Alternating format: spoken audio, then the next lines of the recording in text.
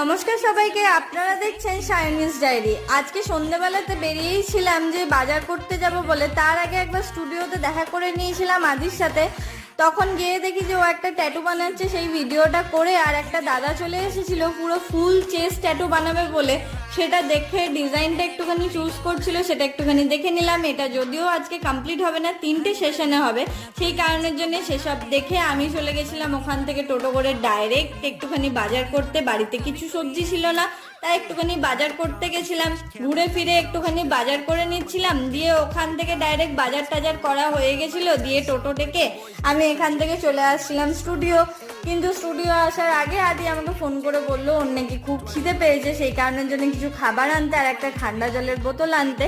ওখান থেকে সব কিছু কাজবাজ শেষ করে আদির সাথে চলে এসেছিলাম ডাইরেক্ট বাড়ি। আমার চ্যানেলটা নতুন, যদি সত্যিই আমার মিনি ব্লগ ভালো লাগছে তাহলে প্লিজ একটা লাইক, কমেন্ট, শেয়ার করে দেবেন। একটু